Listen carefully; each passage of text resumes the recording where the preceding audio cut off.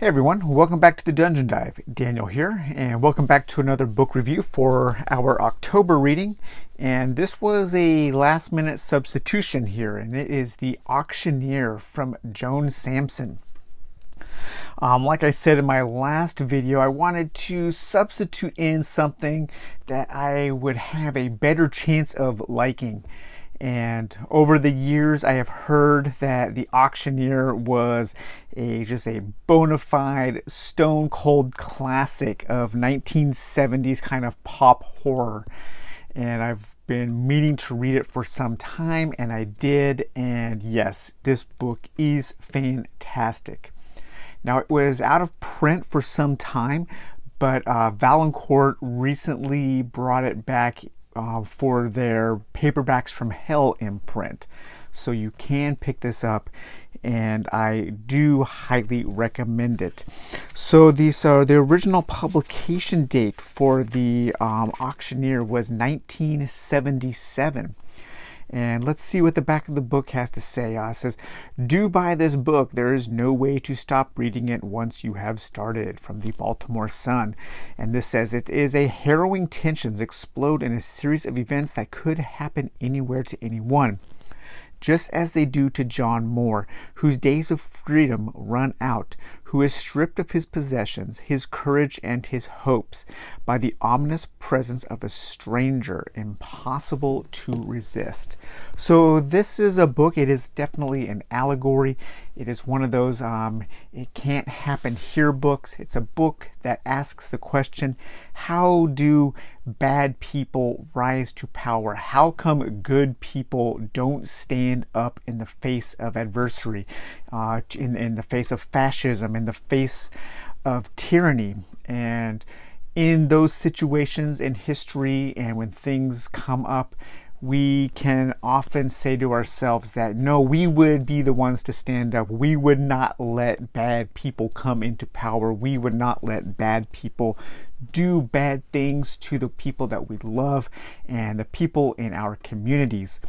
But in reality, would we really be the ones to stand up? Because standing up takes so much courage, and it takes a lot of self-sacrifice. And this book examines that.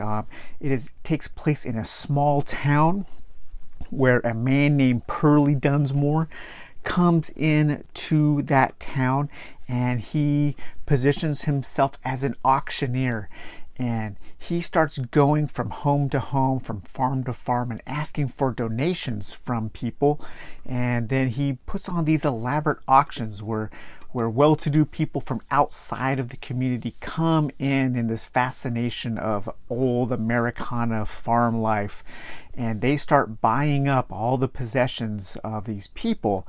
And Pearly tells the people that he's going to take the money that their donations bring in and bolster the police force of the city, because the outside world is getting so dangerous, and they really need a stronger police force to protect the city from outsiders. And he starts using the fear of a false fear of needed security, of the fear of the outsider, to bring in fascism and tyranny into this town. And pretty soon the town is completely overrun by a kind of militant police force.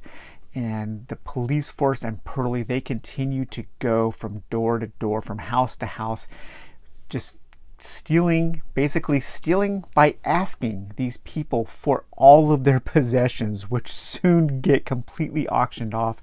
And you have people who had once nice lives, and they are living in completely empty houses because they have willingly given this man all the power over their lives without doing anything. And just watching what's going on in the world right now with the rise of totalitarian governments again, and the rise of extremist governments again, and we can ask ourselves, why is this happening? And we can say to ourselves that maybe we would do something if that happened. But as history has shown, good people don't often stand up soon enough. The book is pretty well written. Probably better written than a lot of the paperbacks from hell of the time. Now, sadly, this book was positioned to be an absolute hit. It was optioned off to become a movie, and Joan Samson was being positioned to be a huge rising star. Unfortunately, she died of cancer soon after the book's publication, tragically. And I just can't help but wonder what modern pulp horror fiction would have been like had she lived and continued to write.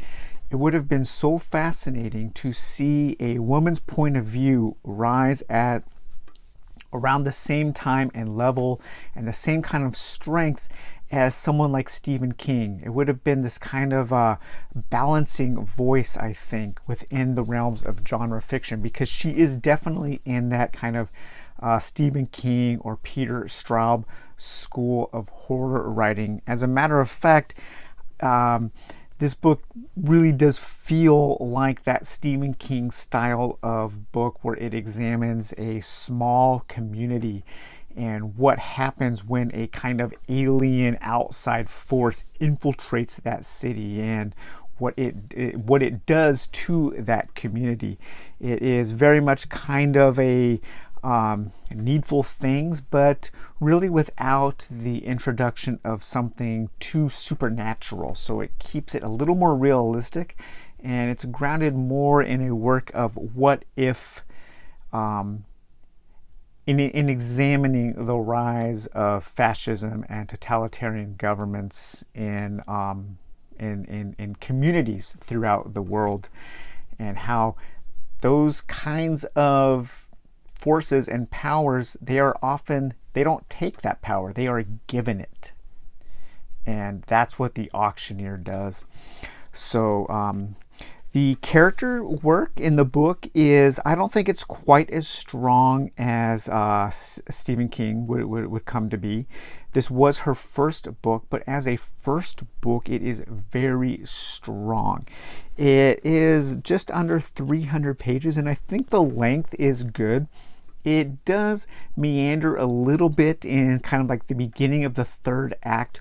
I wish that the climax would have come a little sooner. It does start to get just a little dull because there is a series of repetition that starts to develop, and it is on purpose because it's showing how like a frog in boiling water, that old cliche, but just how these people are taken advantage of and their lives are picked apart piece by piece. But that kind of does go on for a little long, and you really do start to get angry with the characters, and it kind of comes to a point where I was so frustrated with them for not standing up that I was actually getting a little angry while reading it. It's like, come on, you guys, like, do something. Stand up to this guy. Stand up for yourselves. Stop giving these people the power that they are asking for. But it takes a long time for something to snap. And when it does, it is good. That catharsis is there. That release is there.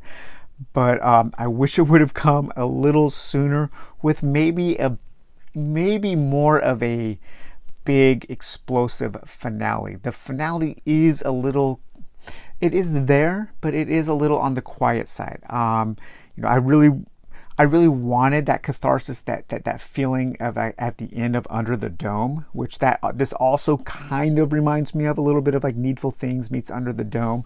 And that ending of Under the Dome is just so incredibly powerful. And I was hoping that this would reach that kind of crescendo, that point, and it doesn't quite, but it's not really that same kind of book. But I just wanted that. I wanted to feel that release, if anything, for the characters in the book to have some kind of retribution, to get some kind of revenge for what has happen to them. But I can highly recommend this. It is chilling. Like, that is such a great word to describe this book, and that is the word that was that kept coming into my mind while I was reading it. And yeah, I gobbled it up. It's highly addictive. I think my first session I read about 70 pages, and I just could not read through it fast enough. I wanted to get to more books this October, but my job has been so incredibly stressful this month that it has just sapped a lot of my mental energy away, and I had a really hard time focusing. But I am glad that I got through The Auctioneer. It kind of redeemed my reading time for the month for those 2 initial books that I read that I didn't love. But yes, The Auctioneer comes highly recommended. Pick up the new Ballancourt edition. It has this nice cover with a little tag for their paperbacks from hell. And that is The Auctioneer from Joan Samson. Highly recommended. Hope you guys enjoyed the video. We'll talk to you later. Bye-bye.